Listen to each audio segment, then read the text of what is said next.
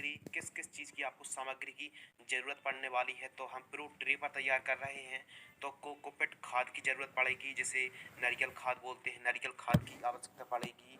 Vermi compost भी हमको mix करना है उसी कोकोपीट खाद में। और ट्राइकोडर्मा यदि आप मिक्स कर लेंगे तो जड़ों में जो समस्या आती है जब हम प्लांट तैयार करते हैं तो कोई भी समस्या नहीं आएगी।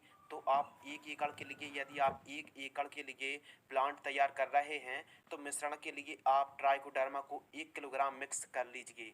सबसे पहले हमको क्या करना है कि मार्केट से प्रो ट्रे खरीद कर लाना है। मार्केट में कई प्रकार की प्रो ट्रे आती हैं जो आप इस वीडियो पर देख रहे हैं।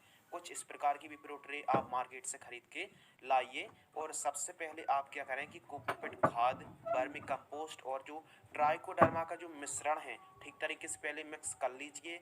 और आप इस मिश्रण को प्रो ट्रे पर भरकर ध्यान से अच्छे ठीक तरीके से भर देना है। और बहुत ज़्यादा आपको दबा दबा कर नहीं भरना है, हल्के हाथों से भरना है। और जैसे ही आपने इस मिश्रण को भर दिया है तो एक एक बीजों की बुआई कर देना है। लेकिन जो बीज आप ला रहे हैं उन्नत किस्म हो और हाइब्रिड वैरायटी के ही बीज आपको चयन करना है। तो एक एक बीजों की बुआई आपको कर देनी है। और उसके बाद क्या करना है, कृपया ध्यान से सुनिए। बिल्कुल हल्की सिंचाई करना है और 2 से 3 दिनों तक कुछ आप इस प्रकार मल्चिंग पेपर में बंद करके या फिर ढक कर रख दीजिए। इससे क्या होगा, ढक क्यों रहे हैं हम, ढक इसलिए रहे हैं जिससे गर्माहट से जर्मिनेशन ठीक हो जाए। 2 से 3 दिनों तक ढक कर रखिए। आप कुछ इस प्रकार झोपड़ी या फिर तंबू बनाकर सेड नेट खींचकर प्रो ट्रे को उस पर आप रख दीजिए, मल्चिंग पेपर से ढक कर रखिए। और फिर 2 से 3 दिनों बाद आप मल्चिंग पेपर को हटा दीजिए और जो आपने झोपड़ी बना रखी है या फिर तंबू, उस पर आप अपनी प्रो ट्रे को बाहर निकाल दीजिए। इसके अलावा आपको क्या करना है कि सिंचाई आपको आवश्यकता अनुसार करनी है, यानी बहुत ज़्यादा भी सिंचाई नहीं करनी है, आवश्यकता अनुसार हमको सिंचाई करना चाहिए। इसके अलावा जैसे हम नर्सरी तैयार करते हैं तो कई प्रकार की समस्या आती हैं। एक बात आप ध्यान से सुनिए। देखिए, कीटों का प्रकोप होता है और फंगस का प्रकोप होता है नर्सरी पर।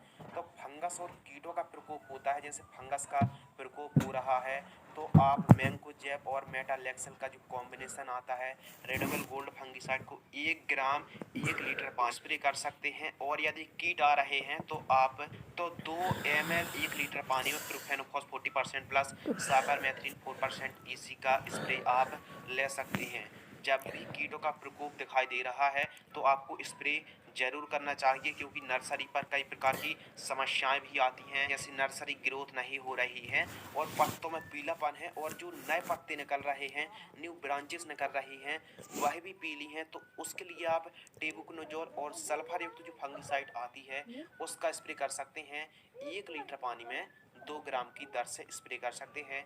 जैसे एक्सल क्रॉप केयर का स्वाधीन फंगिसाइड आता है, इस फंगिसाइड का भी आप कॉम्बिनेशन ले सकते हैं। कुछ इस प्रकार यदि आप नर्सरी तैयार करते हैं तो 25 से 28 दिनों पर स्वस्थ एकदम रोग मुक्त नर्सरी तैयार हो जाएगी। जानकारी के लिए हम आपको बता दें कि जिस स्थान पर या फिर जिस फील्ड पर आपको ट्रांसप्लांट करना है, तो ऐसा नहीं है कि मान लीजिए आपने आज ट्रांसप्लांट कर रहे हैं और आज ही आप ड्रिप चलाकर आज ही ट्रांसप्लांट कर दिया, नहीं।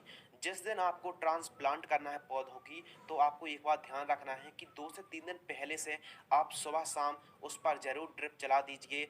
उससे क्या होता है कि जब भी आप ट्रांसप्लांट करते हैं तो डंपिंग ऑफ होने की संभावना नहीं रहती है। यदि आपने अपने खेत पर, फील्ड पर पौधे लगाए हैं और डंपिंग ऑफ की समस्या हो रही है, पौधे सूख रहे हैं, तो उसके लिए आप क्या कर सकते हैं, आप ड्रेंचिंग ले सकते हैं। थायोफेनेट मिथाइल यानी रोको फंगिसाइड की भी आप ड्रेंचिंग कर सकते हैं, अच्छे आपको रिजल्ट मिलेंगे। यदि आप घर पर तैयार कर रहे हैं, एक बात ध्यान रखिएगा, घर पर यदि आप नर्सरी तैयार कर रहे हैं, जो आपने झोपड़ी तैयार की है, जो आपने तंबू बनाया है, तो जो आप नर्सरी पौधे तैयार कर रहे हैं प्रो ट्री पर, तो उनको हवा की भी जरूरत पड़ने